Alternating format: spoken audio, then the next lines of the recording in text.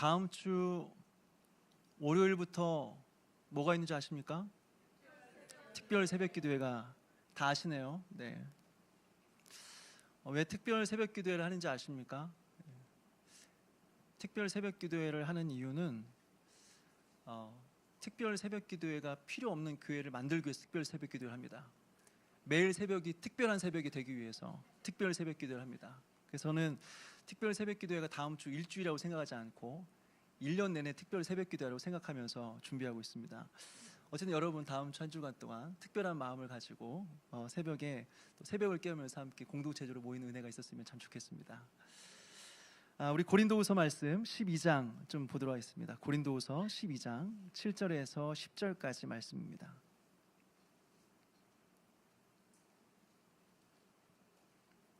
고린도후서 12장 7절에서 10절까지 말씀.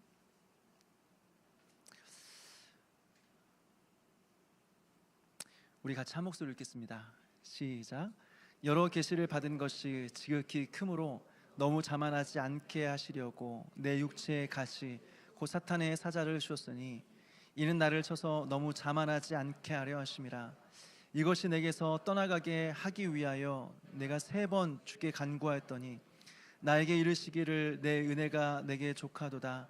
이는 내 능력이 약한 데서 온전하여짐이라 하신지라. 그러므로 도리어 크게 기뻐함으로 나의 여러 약한 것들에 대하여 자랑하리니 이는 그리스도의 능력이 내게 머물게 하려 함이라. 그러므로 내가 그리스도를 위하여 약한 것들과 능욕과 궁핍과 박해와 곤고를 기뻐하노니 이는 내가 약한 그 때의 강함이라. 아멘. 기도하시겠습니다.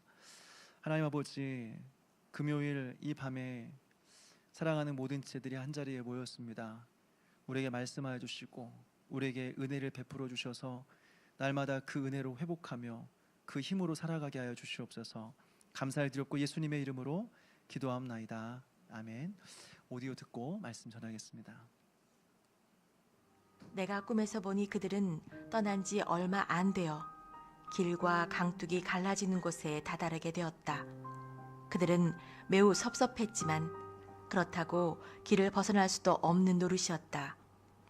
강에서 멀어지는 길은 험했고 발은 오랜 여행으로 인해 퉁퉁 부르터 있었다. 그래서 순례자들은 이 길에서 크게 낙심하고 말았다. 그래도 조금은 더 평탄한 길이 나오기를 바라며 두 사람은 계속 길을 걸어갔다. 얼마 지나지 않아 왼편으로 풀밭이 보였다. 옆에는 울타리를 밟고 넘어갈 수 있는 발판이 놓여 있었다. 이곳은 샛길 풀밭이라는 곳이었다. 크리스천이 소망에게 말했다. 이 풀밭이 이 길과 나란히 펼쳐져 있다면 울타리를 넘어갑시다. 그러고는 크리스천이 발판을 살펴보려고 다가가서 보니 울타리 한편으로 오솔길이 조르르 나 있었다. 제가 바라던 대로군요. 이리로 가면 편안히 갈 수 있겠어요. 어서 오세요, 소망 형제님. 울타리를 넘어갑시다. 하지만 만약 이 길이 옆으로 빠지는 샛길이라면 어쩌죠? 소망이 물었다. 그럴 리가요. 보십시오. 이 길을 따라 옆으로 나란히 나 있지 않습니까? 크리스천에게 설득당한 소망은 그를 따라 발판을 디딘 후 울타리를 훌쩍 뛰어넘었다. 오솔길로 들어서니 두 발이 얼마나 편하던지. 두 사람이 앞을 보니 어떤 남자가 저 앞에 걸어가고 있었다. 그자의 이름은 헛된 자신감이었다. 두 사람은 그를 부르며 뒤쫓아가 이 길을 따라가면 어디가 나오느냐고 물었다. 하늘의 성문으로 가게 될 겁니다. 봐요, 내 말이 맞죠? 이젠 우리 제대로 가게 된 겁니다. 그래서 두 순례자는 그의 뒤를 따라 걸었다. 하지만 밤이 되자 칠흑 같은 어둠이 내렸다. 두 사람의 앞에서 걷던 헛된 자신감은 앞길을 제대로 분간할 수 없었다. 헛된 자신감이라는 이름에 걸맞게도 그는 풀밭 주인이 괜히 잘난 척이나 하는 멍청이들을 골탕 먹이기 위해 만들어 놓은 구덩이에 그만 쑥 빠지고 말았다. 그는 바닥으로 떨어지면서 뼈가 으스러졌다. 크리스천과 소망은 그가 구덩이로 떨어지는 소리를 들었다. 그래서 무슨 일이냐고 물었지만 대답 대신 신음소리만 들려왔다. 그러자 소망이 말했다. 지금 여기가 어디쯤이죠? 소망의 질문에 크리스천은 아무 대답도 하지 못했다. 자기가 이 샛길로 가자고 꼬드겼기 때문이었다. 마침 비도 내리고 천둥 번개까지 매섭게 내리치기 시작하자 강물은 순식간에 불어났다. 그러자 소망은 신음하며 혼잣말로 중얼거렸다. 그냥 가던 길로 갔어야 했는데. 크리스천이 항변했다. 이 길이 이렇게 샛길로 빠질 줄 누가 알았답니까? 저는 처음부터 꺼림칙했어요. 그래서 제가 그때 넌지시 말씀드렸잖아요. 그냥 솔직히 말할 걸 그랬습니다. 형제님이 저보다 나이가 많으신 분이라 말씀 못 드린 건데. 형제님, 화내지 마십시오. 제가 길에서 벗어나자고 하는 바람에 이렇게나 힘든 고초를 겪게 만들어서 죄송합니다. 나쁜 뜻에서 그런 건 아니니 부디 용서해 주십시오. 괜찮습니다, 형제님. 이게 다 우리에게 도움이 되라고 그런 게 아니겠습니까? 이렇게 마음 넓게 이해해 주시는 분과 길벗이 되어 정말 기쁘군요. 하지만 여기 더 있다가는 안 되겠습니다. 왔던 길로 되돌아 가야겠어요. 네, 우리는 지난 시간 대마와 은광에 대해서 함께 살펴보았습니다. 크리스찬과 소망은 안락이라고 하는 그 평원을 아주 짧은 시간 스쳐 지나갔습니다. 그렇게 지나자마자 대마라는 사람을 만나게 되고 이 사람에게 유혹을 받게 되었습니다. 이 사람의 유혹의 특징은 세 가지였는데요. 첫째, 힘을 들이지 않고 부자가 되는 방법이 있습니다 라고 말하고 있어요. 여러분, 이 세상에 힘들이지 않고 부자가 될 수 있는 방법이 있을까요? 있습니다. 불법 아니면 편법입니다. 둘째로, 조심하면 위험하진 않습니다. 위험하긴 하지만 조심만 하면 그렇게 위험에 빠지지 않습니다 라고 말하는 거죠. 물론 정직하고 좋은 일이 아니라고 할지라도 조금만 신경 쓰면 크게 위험에 빠지지 않고도 많은 유익을 누릴 수도 있을 수 있습니다. 그렇지만 대부분은 옳지 않은 일이죠. 세 번째, 나도 아브라함의 자녀다라고 하는 겁니다. 나도 아브라함의 자녀다. 그래서 어떻게 해요? 내 말을 들어도 된다. 나를 신뢰해도 된다라고 하는 거죠. 설마 같이 천성의 길을 걸어가는 사람이 너에게 해를 끼치겠느냐라고 하는 거죠. 그러나 여러분, 그가 누구든 상관없습니다. 누구든 상관없습니다. 우리는 그 사람의 열매를 보고 판단하는 것입니다. 아무리 대단한 사람이라고 할지라도, 그 사람이 심지어 목사라고 할지라도 그게 성령의 열매가 나타나지 않는다고 한다면 그는 신뢰할 수 없는 사람입니다. 우리는 그 사람의 말을 듣고 판단하는 것이 아니라 열매를 통해서 판단하는 것입니다. 근데 여러분, 크리스찬과 소망은 그 유혹에 넘어갔을까요? 넘어지지 않았습니다. 그럼 전혀 그것이 크리스찬과 소망에게 유혹이 안 되었을까요? 유혹이 되었습니다. 소망은 대마의 유혹을 듣고 은광으로 가고 싶은 마음이 들기 시작했습니다. 그런데 결국에는 그곳으로 가지 않았다라고 하는 것이죠. 여기서 우리는 무엇을 깨닫습니까? 우리가 유혹에 빠지지 않는 것은요, 유혹이 안 되어서가 아니라 바로 하나님의 은혜 때문이다라고 하는 거죠. 다시 말해서 하나님께서 그 유혹 가운데 우리를 보호해 주시고 지켜주지 않으면 우리는 쉽게 넘어질 수밖에 없는 존재다. 하나님의 은혜가 필요하다라고 하는 것입니다. 그래서 우리는 지난 주일에 주기도문에서 배웠던 것처럼 우리를 시험에 들게 하지 마옵시고 이것이 날마다 우리의 기도의 제목이 되어야 된다라고 하는 것입니다. 그 다음으로 크리스찬과 소망은 길을 가다가 이제 시원한 강을 만나게 되는데요. 이 강의 이름을 보니까 다윗은 하나님의 강이다라고 불렀고 요한은 생명수의 강이다 이렇게 불렀습니다. 여기서 크리스찬과 소망은 지친 영혼이 힘을 얻기도 하고 즐거움을 누리게도 되었습니다. 여기서 우리는 중요한 몇 가지 사실을 깨닫게 되는데요. 첫째로, 우리가 유혹에 넘어지지 않는다고 할지라도 유혹을 만난다는 자체가 우리에게 쉬운 일은 아니다라고 하는 것입니다. 다시 말해서 우리는 시험과 유혹을 만날 때 영혼의 피곤함을 느낀다라고 하는 것입니다. 영혼의 피곤함을 느낀다는 거예요.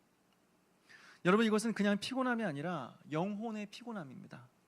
그래서 이때 필요한 것은 무엇이냐? 그냥 맛있는 거 먹고 쉬는 것이 아니라 우리의 영혼이 쉼을 누려야 하는 것입니다. 여러분, 이것을 우리는 구분할 수 있어야 돼요. 우리의 영혼이 피곤한지 우리의 육신이 피곤함인지 우리는 구분할 수 있어야 됩니다. 우리의 몸이 피곤하면 잘 먹고 잘 쉬어져야 됩니다. 그런데 우리의 영혼이 피곤하면요, 그때 우리가 잘 먹고 잘 쉬어주면 오히려 영적으로 미끄러집니다. 그래서 맛있는 거 먹으러 다니고 여행 다니다가 미끄러서 하나님을 멀리 떠나게 되는 거죠. 그럴 때는 육체가 아니라 영혼이 쉼을 누려야 된다라고 하는 것입니다. 그렇다면 영혼이 쉰다는 것은 무엇일까요? 영혼의 쉼이 무엇입니까? 바로 은혜입니다. 은혜를 받아야 우리의 영혼이 회복되는 것입니다. 이것이 바로 오늘 나오는 생명수의 강이에요. 즉, 우리의 영혼이 필요할 때 우리에게는 생명수의 강이, 피곤할 때 우리에게 생명수의 강이 필요하다라고 하는 것이죠. 여러분, 우리에게 육체의 피곤함과 영혼의 피곤함을 구분할 수 있는 그런 지혜가 있게 되기를 바랍니다. 그래서 날마다 하나님 안에서 우리의 영혼과 육체가 강건하게 되기를 주님의 이름으로 축원합니다. 두 번째로 여기 생각해 보고 싶은 것은 회복 탄력성에 대한 것입니다. 앞서 우리가 살펴보았던 것처럼 크리스찬과 소망은 두 마음과 그의 친구들을 만난 이후에 안락이라는 평원을 만나게 되죠. 그리고 그 다음에는 대마의 유혹을 받고 다시 생명수의 강을 또 만나게 되었습니다. 여러분, 조금 이상하지 않습니까? 아마 철로역정의 전체적인 흐름을 알고 있는 분이라고 한다면 이 흐름이 좀 자연스럽지 않다라는 생각이 들 수 있습니다. 뭔가 이상한 거죠. 예전에 크리스찬이 걸어온 길들을 보게 되면 이러한 쉼의 시간이 거의 나타나지 않습니다. 대부분 보게 되면 산 넘어 산이에요. 산 넘어 산, 산 넘어 산이에요. 예전을 보게 되면 겸손의 골짜기를 힘들게 내려왔습니다. 넘어지기도 하고 구르면서 겸손의 골짜기를 내려왔습니다. 내려왔는데 거기서 끝나는 것이 아니라 거기서 아볼론과의 전투를 벌이게 되죠. 그리고 아볼론과의 전투에서 어렵게 이겼습니다. 근데 그 이어서 뭐가 있냐? 사망의 음침한 골짜기가 또 앞에 놓여 있는 거죠.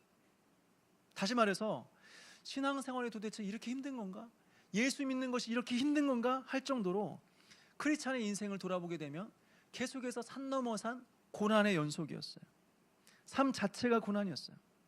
그런데 이상하게 시간이 지나갈수록 뒷부분으로 가면 갈수록 쉼의 시간이 더 자주 반복적으로 나타나는 것을 보게 돼요. 여러분, 이것은 무엇을 보여주는 것일까요?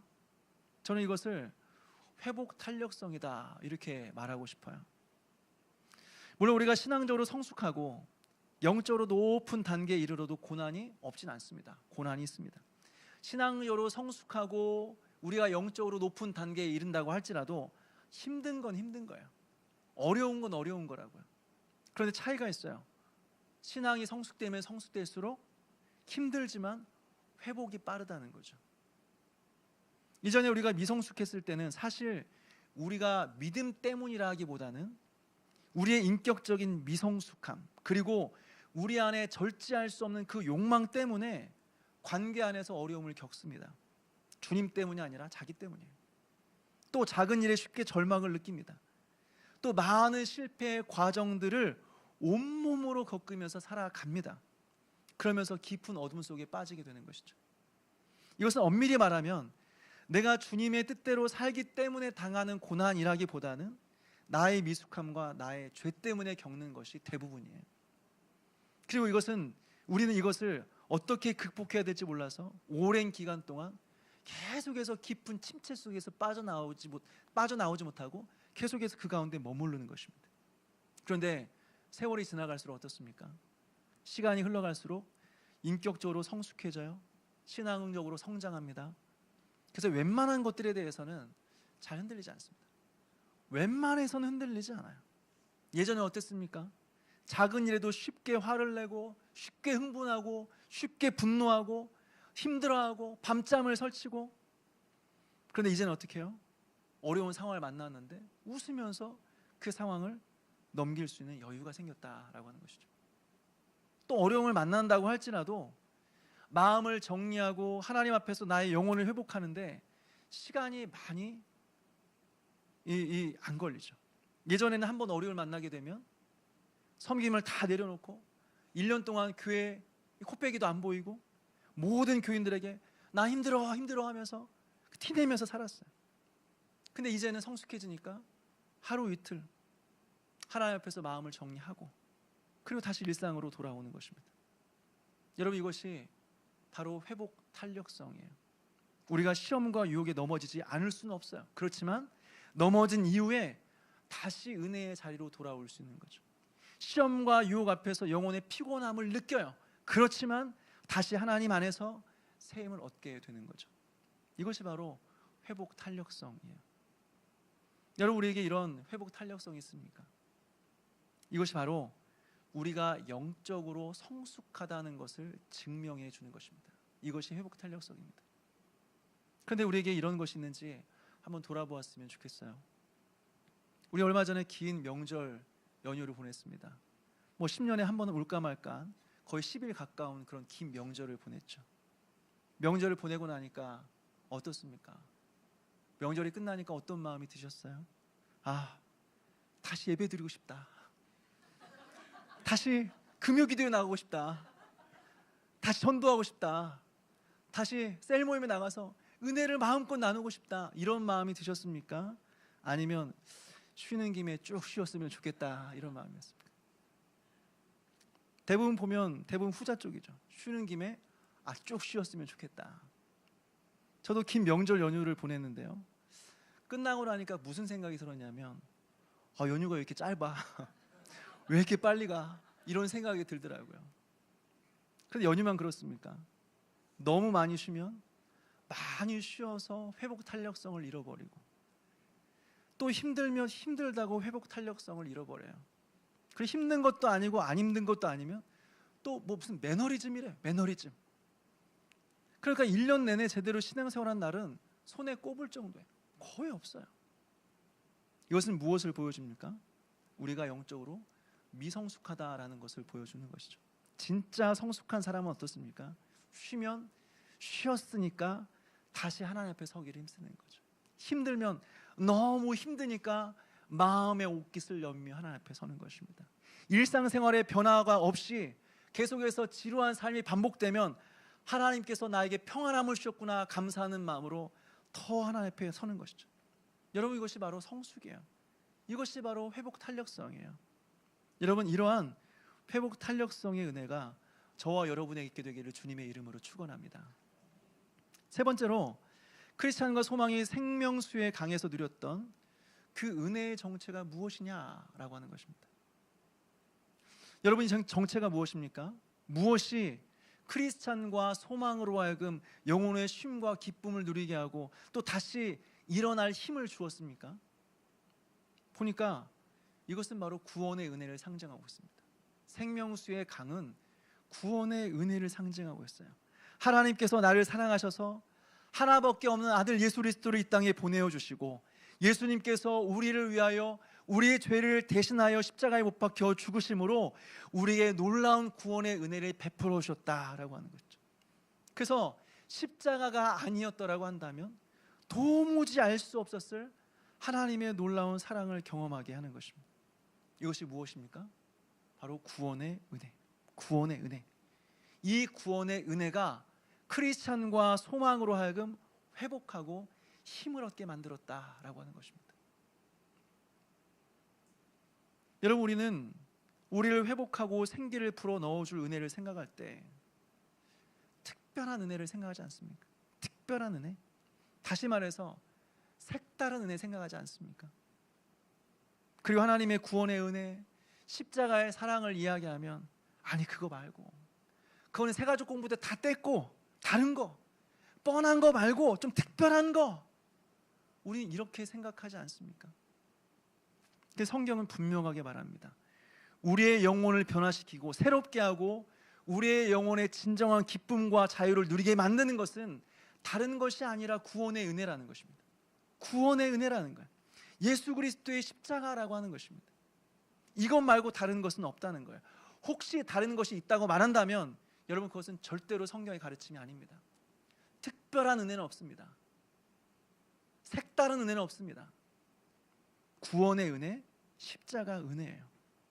이 구원의 은혜, 십자가의 은혜는요, 새가족 공부할 때나 배우는 것이 아니라 우리가 날마다 죽을 때까지 묵상해야 하는 기독교의 정수입니다.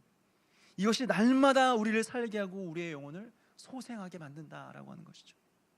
그런데 많은 사람들은 십자가에 대해서 들어봤긴 했는데 경험해 본 적은 없어. 구원에 대해서는 들어봤긴 했는데 그 구원의 깊이와 넓이를 알지 못해. 그리고는 그것에 대해서 말하면 그건 이미 내가 다 아니까, 그건 다 배웠으니까 다른 거 이야기해 주세요. 그러니까 여러분 힘이 없어요. 그러니까 한번 넘어지면 회복이 안 돼요. 구원이 여러분 성경의 핵심입니다. 십자가가 기독교의 정수입니다. 이 십자가의 은혜, 구원의 은혜를 날마다 깊이 경험하며 하나님 안에서 생명과 풍성함을 누리게 되는 저와 여러분 되시기를 주님의 이름으로 축원합니다. 마지막으로 여기서 한 가지만 더 살펴보았으면 좋겠는데요. 이 은혜를 어디서 누리게 되느냐라고 하는 것입니다. 이 은혜를 어디서 누리게 되느냐? 바로 교회입니다. 교회. 오늘 생명수의 강을 설명하면서 여기서 푸른 초장이 나옵니다.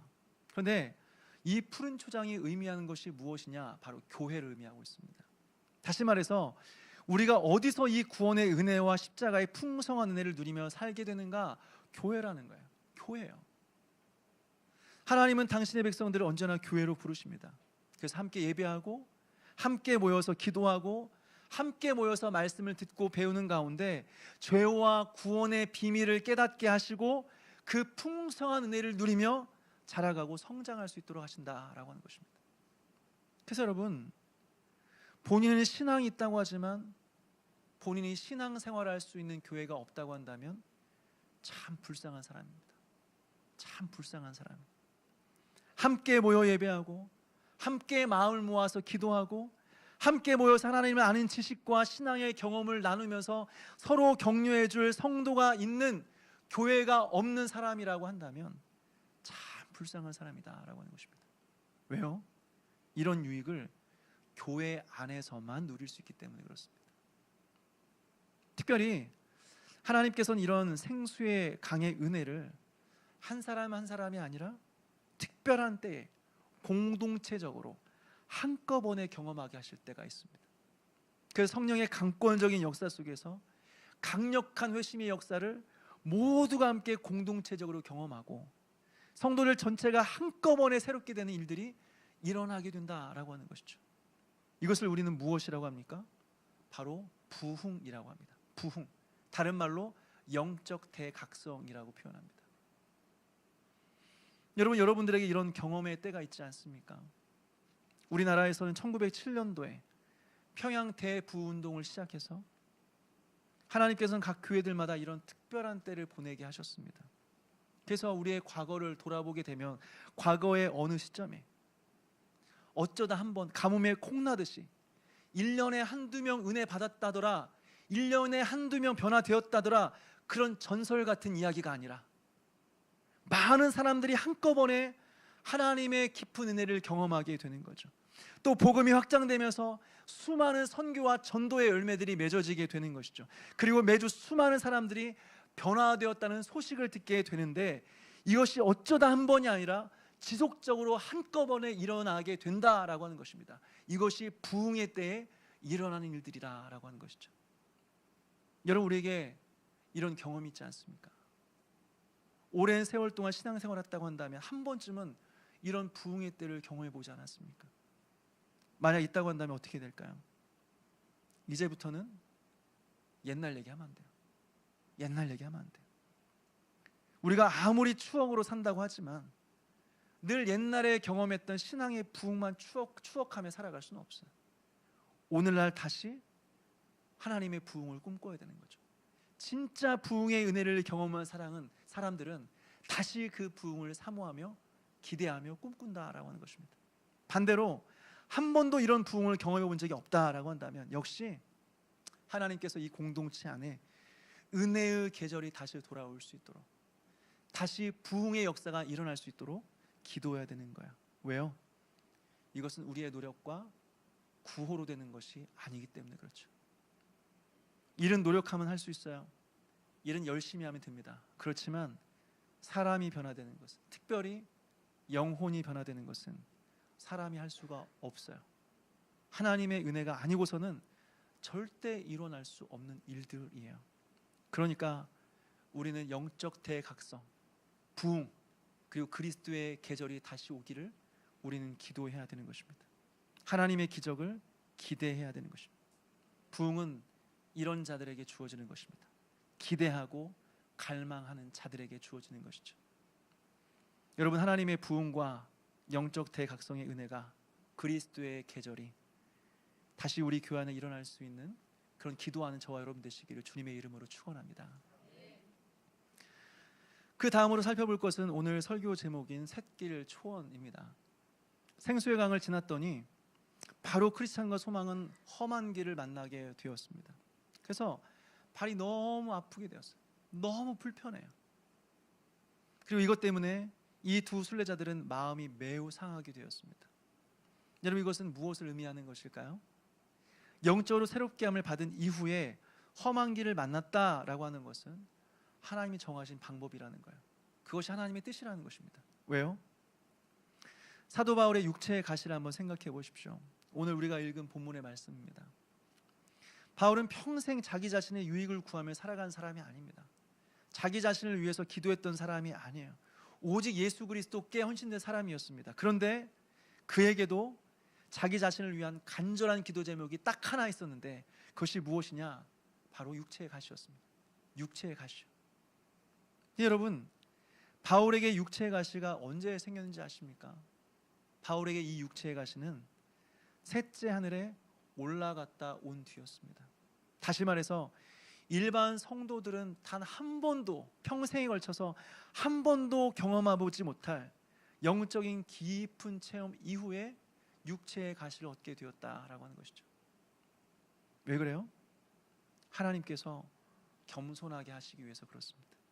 우리가 교만하여 넘어지지 않도록 하기 위해서 하나님은 언제나 깊은 영적인 체험 이후에 육체의 가시와 같은 고난과 시련을 만나게 하신다라고 하는 것입니다. 우리를 겸손하게 하기 위해서 그렇습니다. 그러나 여러분, 우리에게 은혜 뒤에 고난이 찾아온다고 한다면 하나님을 원망하기보다 오히려 하나님께 감사하십시오. 내가 이러한 고난을 받을 정도로 하나님께 인정받은 사람이구나, 내가 영적인 수준이 좀 되는구나 라고 생각하면서 오히려 고난과 시련 앞에서 하나님 앞에 감사하는 저와 여러분 되시기를 주님의 이름으로 축원합니다. 그런데 여러분, 이렇게 은혜 체험 이후에 샛길 초월을 만난 크리스찬과 소망은 여기서 어떤 결정을 할까요? 방금 전에 은혜를 경험했습니다. 구원의 놀라운 은혜와 영적인 부흥을 경험했습니다. 그런데 고난을 만나자마자 어떤 결정을 할까요? 크리스찬과 소망답지 않게 쉬운 길을 찾기 시작합니다. 쉬운 길이요. 보니까 길 옆으로 샛길 초원이 있는 것입니다. 보니까 내가 가는 길이나 옆에 있는 초원길이나 가는 방향이 비슷해요. 그러니까 어떻게 해요? 길을 벗어나서 훨씬 더 걷기 쉬운 초원으로 이동해서 걸어가기 시작합니다. 이들의 잘못은 무엇일까요? 하나님의 말씀을 의지하는 것이 아니라 자기들의 판단과 감각을 의지했다라고 하는 것입니다.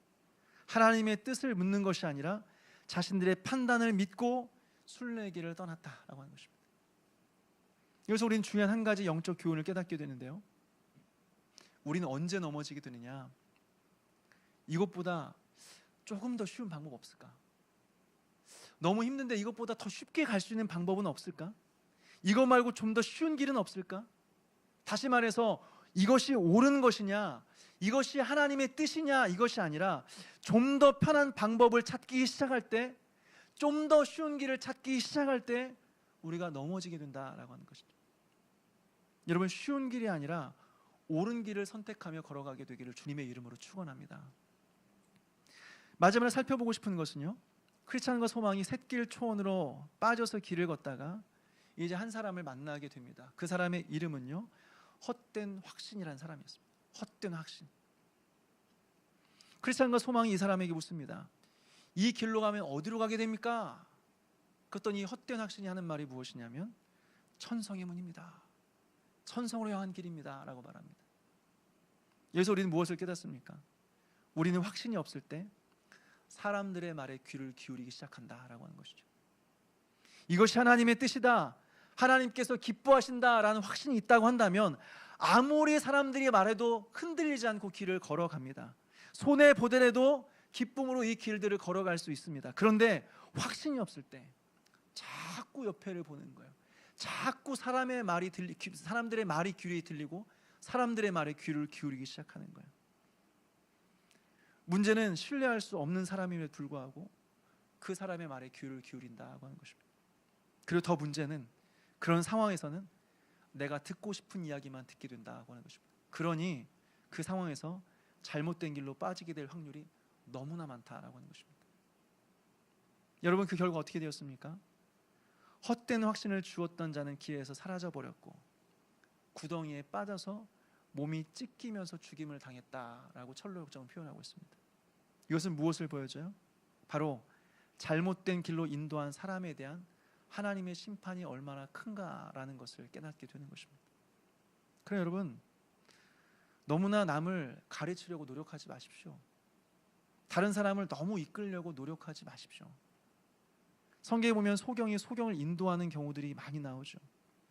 그렇다면 여러분, 내가 소경이 아니라는 보장이 어디 있습니까? 무엇보다 남을 이끄는 자들이 이후에 감당하게 될 책임은 너무 큽니다. 이후에 하나님 앞에서 받아야 될 심판은 너무나 큽니다. 그러니까 하나님께서 특별히 맡겨주신 일이 아니라고 한다면 너무 가르치려고 하지 마십시오. 오히려 겸손하게 하나님의 말씀을 따라가는 저와 여러분 되시기를 주님의 이름으로 축원합니다. 그래서 이후에 두 사람은 어떻게 되었습니까? 두 순례자들은 다시 돌아가기로 결단합니다. 그래서 온 길을 다시 돌아가려고 하는데 폭우를 만납니다. 그리고 곧 밤이 되었습니다. 그래서 돌아갈 수가 없어요. 돌이키고 싶어도 돌아갈 수 없는 상황이 되었습니다. 여기서 우리는 무엇을 깨닫습니까? 첫째, 우리가 잘못된 길로 돌아섰을 때 반드시 다시 돌아와야 된다라고 하는 것입니다. 우리는 쉬운 길로 가면 더 빨리, 더 멀리 갈 수 있다고 생각해요. 근데 여러분, 착각입니다. 출발했던 자리로 다시 돌아가야 됩니다. 거기서부터 다시 시작해야 되는 것입니다.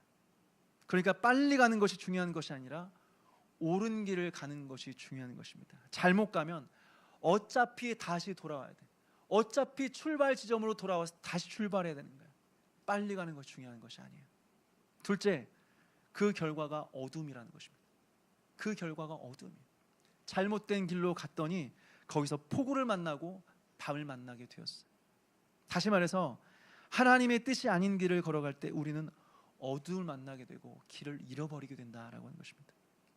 그래서 거기서 오랜 시간을 방황하는 것이죠. 사랑하는 여러분, 오늘 이 말씀을 마음에 새길 수 있었으면 좋겠습니다. 우리는 쉬운 길을 가는 사람들이 아니에요. 우리는 쉬운 길을 가는 사람들이 아니라 힘들어도 옳은 길을 가는 사람들입니다.